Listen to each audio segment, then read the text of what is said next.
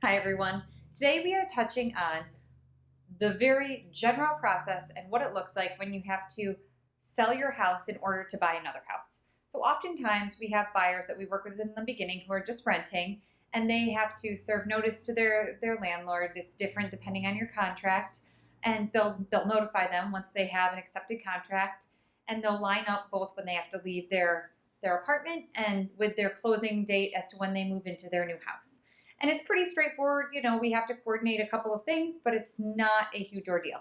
When it comes to selling your house in order to purchase another house, it's a little bit different because there are a few more moving parts in the process. And what that typically looks like is when you have to sell your house, or if you're contingent on the sale of your house in order to purchase your other house, that means that we now have to line up two contracts. And contracts have a lot of moving parts. So I will oftentimes have individuals ask me when we're doing both at the same time, oh my goodness, are there always this many things involved in this process? And I say, well, depending. Most of the time, if you're just doing one, there's half of the moving parts involved, but you're doing both. So now there's double the moving parts involved. And it's just a lot more to juggle. But what that looks like is if we don't have an offer already on your house, and depending on the market, we'll advise people, look, list your house first because it's a competitive market and we really have to have a contract before we can compete with other offers on other houses.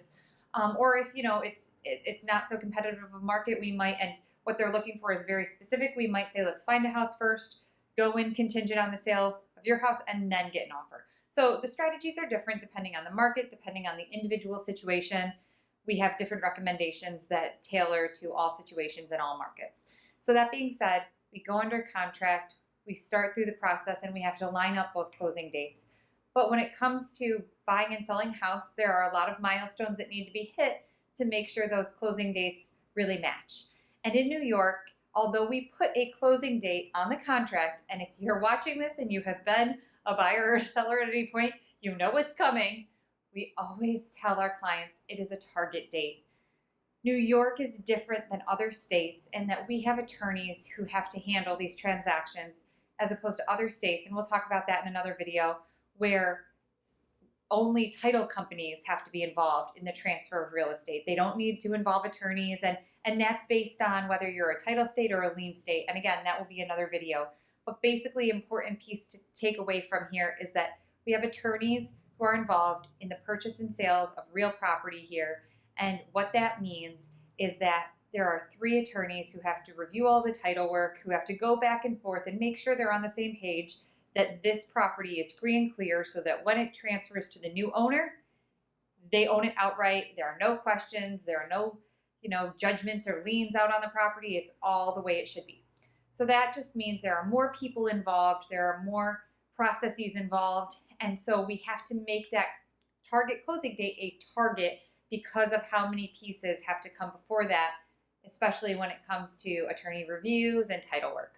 And again, the title work and that piece will be discussed in another video, but it's just important to know that when you're buying and you're selling, there are a lot of moving parts, and we can't know for sure when that closing date will be. And it feels like the biggest ordeal when you're in it, because it is. Because at the end of the day, you're moving your life around, and we can't even schedule a moving truck until the week or two before closing. And that can be really hard. And it is really hard. And it's basically hurry up and wait until we get that official closing date, which oftentimes comes the week before it's scheduled. And it's a lot for people to keep up with. And we feel terrible that is how the process has to happen here.